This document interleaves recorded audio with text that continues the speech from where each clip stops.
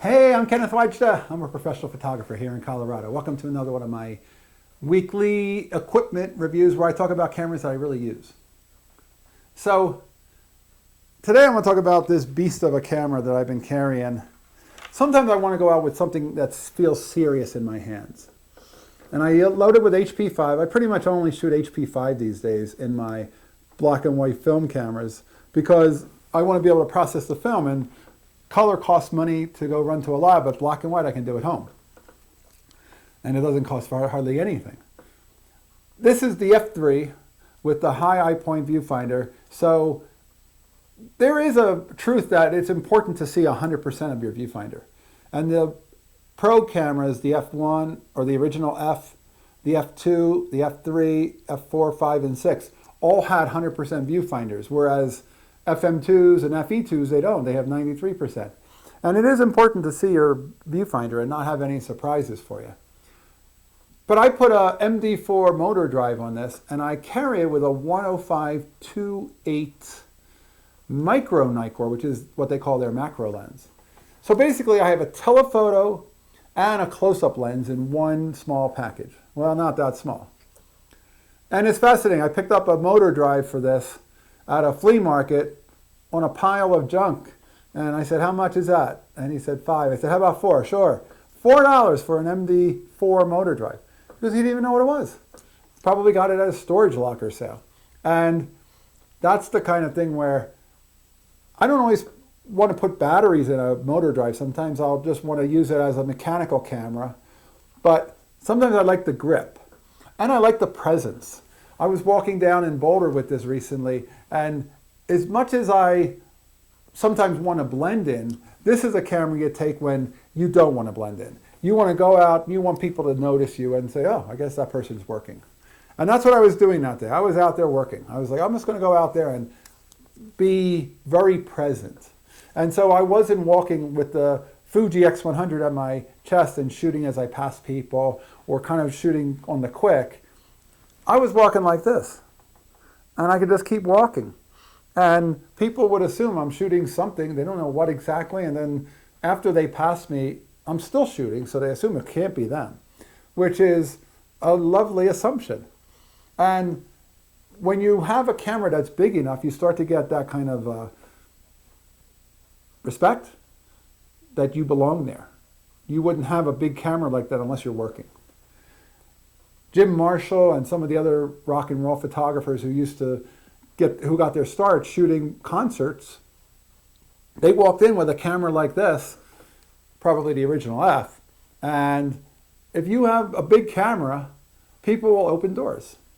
I was photographing at a rodeo in my town, and a friend of mine had a daughter on a horse and said, can you get some pictures of her? So I walked down right onto the field, and I walked out to the stable area, and the person working the door held the door for me because I had a big camera with a lens on a monopod. And big cameras will get you access.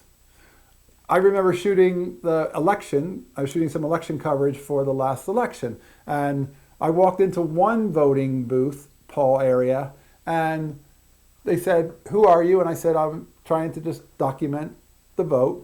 And they said they had to get permission, and they make some phone calls, and they didn't think you could, but I said, I'm pretty sure you can. And they made the calls, and then they said, you can. And I went and shot some pictures. And then they said there's another location down in downtown Boulder that has a bigger crowd. So I went down there, and that time I took 2 cameras. And as soon as I had 2 cameras, they just opened the doors. A person who with 1 camera could be a Yahoo. A person with 2 cameras, especially this size, they're working. And you come right on in. And I find that fascinating. Just like those rock photographers got access to Jimi Hendrix and the Rolling Stones in the day, this still gets me access because it looks big enough to say, you must be working, it must be serious. I still don't like the 80-20 metering system where 80% of the meter is the center portion and 20% is the exterior version, because I'm always double checking to make sure what I want in proper exposure is in that center area. Or could the camera be being fooled? Then I better change the exposure. But other than that, And I have been using it as an aperture priority camera. This is one camera that has aperture priority. The f3 was the first camera that had it because it was an electronic camera. And I do use it on aperture priority. I set the ISO to 250 so that I have 2/3 of a stop more light coming onto the film to try to err on the side of overexposure. And I like it. I am careful with that 80-20. I wish it were 60-40, but you can't beat the viewfinder. It's great for people with eyeglasses. The HP on the finder stands for high eye point, and that means I can see the whole viewfinder without any problem. I don't like the LCD display at the top, so that's why I like using it on auto aperture priority, because then I don't have to look at it.